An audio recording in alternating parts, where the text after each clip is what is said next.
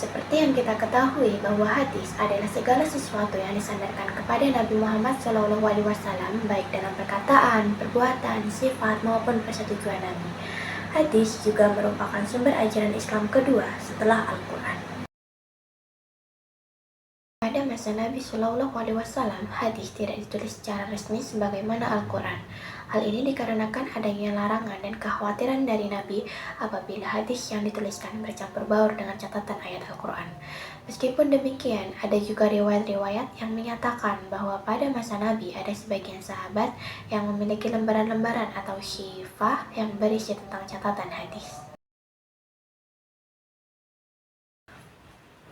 Ada beberapa cara Rasulullah dalam menyampaikan hadis, yaitu yang pertama, melalui ceramah terbuka yang beliau berikan setiap hari Jumat, hari raya, dan waktu-waktu yang tidak ditentukan jika keadaan menghendaki. Yang kedua, dalam banyak kesempatan Rasulullah juga menyampaikan hadis melalui sahabat tertentu.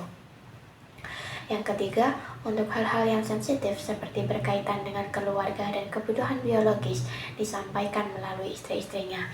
Kemudian yang keempat, cara lain yang dilakukan Rasulullah SAW adalah melalui praktek langsung. Pada masa sahabat, yang pertama Abu Bakar As-Siddiq. Pada masa pemerintahan Abu Bakar, periwayatan hadis dilakukan dengan sangat hati-hati. Sikap ketat dan kehati-hatian Abu Bakar tersebut juga ditunjukkan dengan tindakan konkret beliau, yaitu dengan membakar catatan-catatan hadis yang dimilikinya. Pada masa Abu Bakar ini juga disebut sebagai masa pembatasan periwayatan hadis, sehingga jumlah hadis yang diriwayatkan pun sangat sedikit. Adapun beberapa faktor lain, yaitu yang pertama, Abu Bakar selalu sibuk ketika menjabat sebagai khalifah. Yang kedua, kebutuhan hadis tidak sebanyak sesudahnya. Kemudian yang ketiga, jarak waktu antara kewafatannya dengan kewafatan Nabi sangat singkat.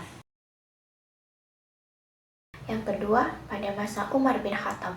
Umar juga dikenal sebagai orang yang sangat berhati-hati dalam meriwayatkan sebuah hadis. Pada masa Umar ini juga disebut sebagai masa pembatasan riwayat hadis. Beliau tidak mau menerima suatu riwayat apabila tidak disaksikan oleh salah satu sahabat lainnya. Hal ini memang dapat dipahami karena memang pada masa itu, terutama masa Khalifah Abu Bakar dan Khalifah Umar bin Khattab, naskah Al-Quran masih sangat terbatas jumlahnya. Dan karena itu belum menyebar ke daerah-daerah kekuasaan Islam. Sehingga dikhawatirkan umat Islam yang baru memeluk Islam saat itu tidak bisa membedakan antara Al-Quran dan Al-Hadis. Yang ketiga, Utsman bin Affan. Pada masa Utsman bin Affan, periwayatan hadis dilakukan dengan cara yang sama dengan kedua khalifah sebelumnya. Hanya saja usaha yang dilakukan oleh Utsman bin Affan tidak setegas yang dilakukan Umar. Pada masa Utsman, kegiatan umat Islam dalam meriwayatkan hadis telah lebih banyak bila dibandingkan dengan kegiatan periwayatan pada masa kedua khalifah sebelumnya. Oleh karena itu, masa ini disebut dengan masa perluasan hadis. Yang keempat, Ali bin Abi Thalib. Pada masa Khalifah Ali, dalam meriwayatkan hadis tidak jauh berbeda dengan para khalifah pendahulunya, yaitu adanya sikap kekhawatiran dari para khalifah dalam periwayatan hadis. Namun, situasi umat Islam berubah akibat konflik politik, terutama perang antara kelompok Ali dan pendukung Muawiyah. Dari kejadian tersebut yang menjadi dampak negatif dalam periwayatan hadis. Kepentingan politik telah mendorong pihak-pihak tertentu untuk melakukan pemalsuan hadis. Itulah yang menjadikan periwayatan hadis tidak dapat dipercaya riwayatannya secara keseluruhan. Hadis pada masa tabi'in. Pada masa tabi'in, Islam sudah menyebar ke berbagai negara, bahkan pada tahun 93 Hijriah. Hal ini karena sahabat berangkat untuk mengemban tugas pemerintahan ataupun keagamaan ke negara-negara sekitar Jazirah Arab. Pada masa tabi'in, tata cara pembukaan hadis sudah dibukukan.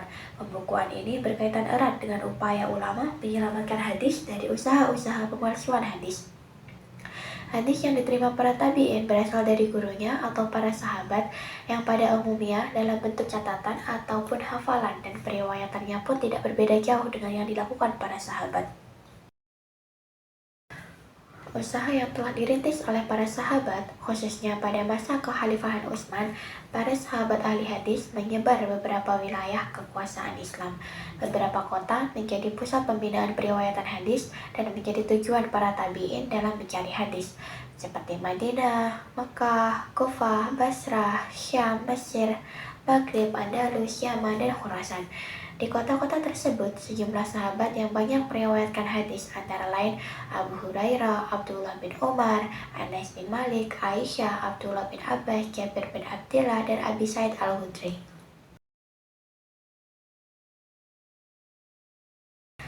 Sedangkan dari kalangan tabi'in besar, tokoh-tokoh periwayatan hadis sangat banyak sekali, mengingat banyaknya periwayatan pada masa itu.